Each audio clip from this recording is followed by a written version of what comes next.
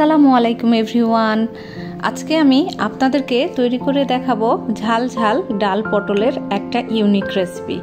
আশা করব রেসিপিটি আপনাদের ভালো লাগবে। তো ফার্স্টেই আমি একটা বলে কিছুটা ডাল নিয়ে নিলাম।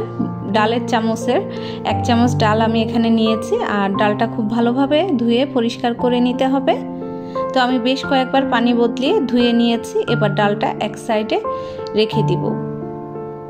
তো ডালটা আমি এক সাইডে রেখে দিচ্ছি। 10 মিনিটের মতো ডালটা ভিজিয়ে রাখতে হবে। এখানে আমি কিছুটা পটল নিয়ে নিয়েছি। এবার আমি পটলগুলো একটু কেটে নিচ্ছি এভাবে। এই ময়লাটা ফেলে দিতে হবে পটলের। তো সবগুলো আমি একইভাবে কেটে নিব। তো সবগুলো আমি একইভাবে কেটে নিচ্ছি। এই রেসিপিটা যারা আগে কখনো ট্রাই করেননি, একবার হলেও ট্রাই করে দেখবেন। রেসিপিটা খেতে কিন্তু অনেক বেশি মজার। তো আমি এবার পটলগুলো একে একে এভাবে ছেঁচে নেব। তো এই কাজটা কিন্তু শিলপাটাতেই করতে হবে। তো আমি পটলগুলো খুব ভালোভাবে ছেঁচে নিচ্ছি। আর ডালের থেকে পটলের পরিমাণটা কিন্তু একটু বেশি নিতে হবে। তো এই জন্য আমি এখানে প্রায় 6টা বড় সাইজের পটল নিয়েছি। আপনারা আপনাদের প্রয়োজন মতো পটল কম বেশি করে নিতে পারবেন। তো দেখুন আমি সব পটলগুলো খুব ভালোভাবে ছেঁচে নিলাম। এবার আমি একটা বলে উঠিয়ে রাখব। তো সবগুলো উঠিয়ে নিচ্ছে। আর যে ডালটা আমি ফার্স্টে ভিজিয়ে রেখেছিলাম, সেই ডালটাও খুব ভালোভাবে ভিজে গেছে। এবার আমি ডালটা নিয়ে নিচ্ছি। ডালটা আমি বেটে নিব। ডালটা কিন্তু একেবারে মিহি করে বাটার দরকার নাই, আধ ভাঙা করে বেটে নিলেই হবে। তো আমি খুব ভালোভাবে বেটে নিলাম। তো দেখুন বাটা হয়ে গেছে। এবার আমি ডালটাও নিয়ে নিব। আমি এই বোলের মধ্যে ডালটাও নিয়ে নিচ্ছি।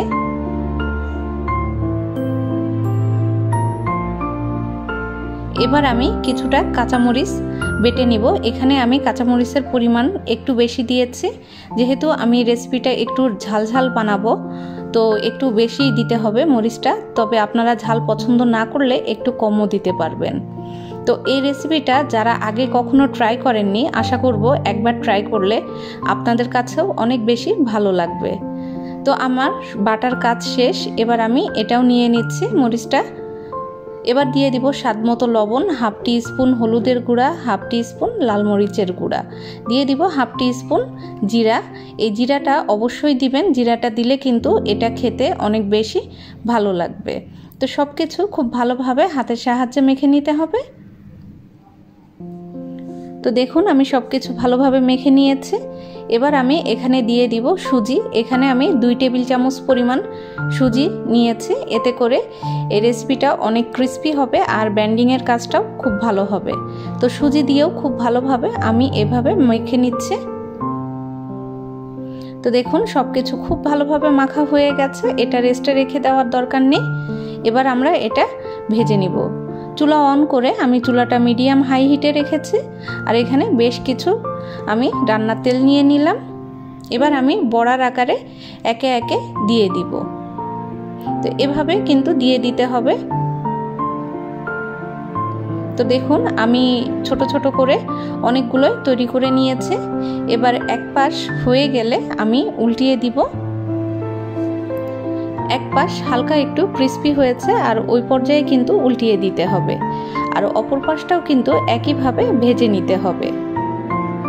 এই রেসিপিটা আপনারা একবার ট্রাই করলে আমি গ্যারান্টি দিয়ে বলতে পারি বারবার কিন্তু ট্রাই করে খাবেন। এতটাই মজার হয় রেসিপিটা। একবার খেলেই কিন্তু বারবার খেতে ইচ্ছে করবে রেসিপিটা। তো আমি অপর পাশটাও খুব ভালোভাবে ভেজে নিলাম। তো দেখুন গোল্ডেন কালার কিন্তু হয়ে গেছে। তো 2 সাইডে আমি খুব ভালোভাবে গোল্ডেন কালার করে ভেজে নিয়েছি। এবার আমি খুন্তি দিয়ে একটুখানি সব কিছু ভেঙে দিচ্ছি এই বড়াগুলো। তো বড়াগুলো ভালোভাবে ভেঙে দিতে হবে। তো এই রেসিপিটা তৈরি করা কিন্তু খুবই সহজ, আর এটা কিন্তু যে কোনো রেসিপির থেকে অনেক বেশি মজার হয়। আপনারা এরকম ইউনিক রেসিপি যারা খেতে পছন্দ করেন তারা কিন্তু একবার হলেও ট্রাই করে দেখতে পারেন। এটা গরম ভাতের সাথে খেতে তো জাস্ট ওয়াও। একবার খেলেই কিন্তু আপনারা বুঝতে পারবেন রেসিপিটা কতটা মজার হয়। তো দেখুন আমি খুব ভালোভাবে ভেঙে নিয়েছি। আর এবার আমি প্রায় 5-6 মিনিটের মতো গোল্ডেন কালার করে একেবারে ভেজে নিব। চুলাটা কিন্তু মাঝারি হাই হিটেই আছে। তো এইভাবে একটু সময় নিয়ে কিন্তু ভেজে নিতে হবে। তো আমি খুব ভালোভাবে ভেজে নিলাম, আর খেয়াল রাখবেন পটলটা যেন খুব ভালোভাবে সিদ্ধ হয়। তো সব কিছু ভাজা হয়ে গেছে। এবার আমি পটলগুলো এক সাইডে রেখে দিচ্ছি সরিয়ে, আর মাঝখানের জায়গাটা এভাবে ফাঁকা করে নিতে হবে। আর এতে দিয়ে দিব 2 টেবিল চামচ পরিমাণ রান্নার তেল। তেলটা গরম হয়ে গেলে এর মধ্যে দিয়ে দিচ্ছি 2টা শুকনা মরিচ, আর কিছুটা রসুন কুচি, আর কিছুটা পেঁয়াজ কুচি। এবার পেঁয়াজ আর রসুনটা একটু সফট হয়ে আসা পর্যন্ত ভালোভাবে ভেজে নিতে হবে।